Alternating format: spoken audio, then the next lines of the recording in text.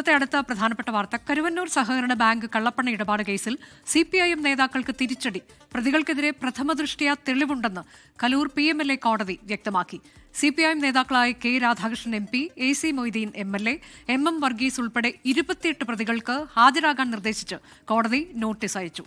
പരമോന്നത കോടതിയിൽ പോകേണ്ടി വന്നാലും കേസിനെ നിയമപരമായി നേരിടുമെന്നാണ് CPIM പ്രതികരണം. BNS പ്രകാരം കേസിൽ കുറ്റപത്രം സമർപ്പിച്ചാൽ കുറ്റപത്രം സ്വീകരിക്കുന്നതിന് മുമ്പ് പ്രതികൾക്ക് അവരുടെ ഭാഗം പറയാൻ അവസരമുണ്ട്. അത്തരത്തിൽ കരുവന്നൂർ കേസിലെ 28 പ്രതികൾ തങ്ങൾക്കെതിരെയുള്ള കേസ് കെട്ടിച്ചമച്ചതാണെന്ന് കോടതിയിൽ വാദിച്ചു. CPIM നേതാക്കളായ K. Radhakrishnan, AC Moideen, MM Varghese അടക്കമുള്ളവരാണ് ഈ വാദം ഉന്നയിച്ചത്.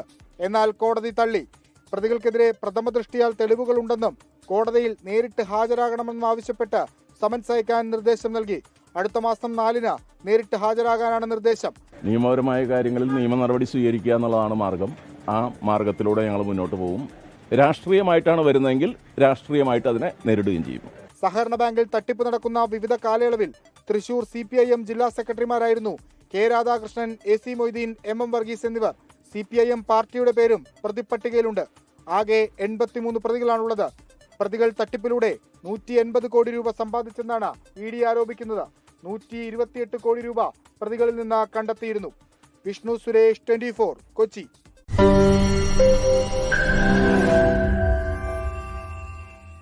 ലോകത്തെവിടെയായാലും ഏത് സമയത്തും 24 വാർത്തകളും ഓഗ്മെന്റഡ് റിയാലിറ്റി പാക്കേജുകളും എക്സ്പ്ലെയിനറുകളും വിശദമായി കാണാൻ ഞങ്ങളുടെ YouTube ചാനൽ നിങ്ങൾക്ക് സബ്സ്ക്രൈബ് ചെയ്യാം.